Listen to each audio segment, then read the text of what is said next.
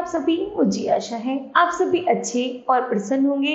चलिए आज हम पढ़ते हैं पाठ 5, परिश्रम और खुशहाली। करते हैं इस कहानी की शुरुआत। चलिए पढ़ते हैं।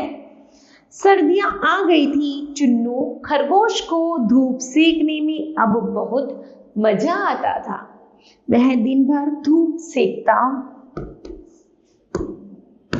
नीटू बंदर कंधे पर मूंगफली का झोला लटकाए पूरे जंगल में मूंगफली बेचता। सभी जानवरों के बच्चे उससे मूंगफली खरीदते और खुश होते। करारी मूंगफली ले लो। जब वह यह कहकर आवाज लगाता तो रजाई में दुबके जानवर बाहर निकल आते। बंदर को देखकर लालू लोमड़ी भी नीलू लोमड़ी से कहती, आप भी कुछ काम किया करो ना, तब मैं भी बंदरिया की तरह ठाठ से रहा करूंगी। अरे कैसी ठाठ! बंदरिया इतने सारे बच्चों को संभालती है। घर की साफ सफाई और खाना बनाना, कपड़े धोना सभी काम करती है।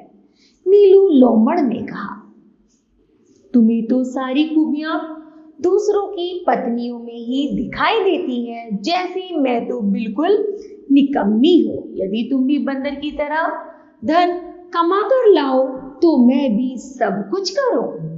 लालू लोमड़ी ने मुंह बनाते हुए कहा, रहने दो, घर के कामों से फुर्सत हो तब तो कुछ व्यवसाय करो। एक दिन घर ना देखो तो सारा घर ही लुटा दो। सारा दिन सहेलियों से गपशप ही करती रहती हो। नीलू लोमड़ ने आरोप लगाते हुए कहा।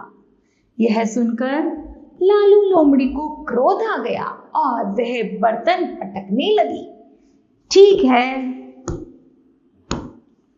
मैं ही कामचोर हूं, पर आपने कभी सोचा है कि विवाह के बाद मुझे कहीं घुमाने ले जाओ या कभी मेरे लिए लहंगा चुनरी ही ले आओ? और तो तुम मेरे लिए कभी मिठाई तक नहीं लाई। पहले अपना मुंह तो देखो आईने में, मिठाई खाने चली हो। नीलू लोमड़ के इस व्यवहार से लालू लोमड़ी का हृदय दुखी हो गया और वह जोर जोर से रोने लगी।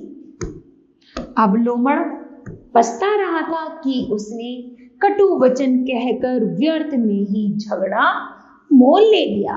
तभी सामने से हरा लहंगा और धानी चुनरी ओढ़ी टिनी बंदरिया आती दिखाई दी। उसके हाथ में एक थाल था जिस पर रुमाल ढका था। वह मुस्कुराते हुए लोमड़ी के पास आई और बोली, लो बहन, आज मेरी बहन की सगाई पक्की हो गई है, मिठाई खाओ।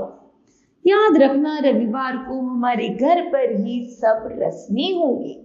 कहकर बंदरिया चली गई। नीलू लोमड़ ने तय किया कि वह भी अब काम करेगा। उसने लोमड़ी को मनाते हुए कहा, मैं चाट का ठेला लगाया करूंगा और तुम्हारे लिए रविवार तक नए कपड़ों की व्यवस्था कर दूंगा। मुझे क्षमा कर दो, तुम तो नए कपड़ों में बंदरिया से भी अच्छी लगोगी। लोमड़ी प्रसन्न हो गई और लोमड़ ठेले के लिए सामान लाने चल दिया। इस तरह बच्चों यह पाठ समाप्त होता है। मुझे आशा है कि आपको यह कहानी समझ आई होगी। धन्यवाद।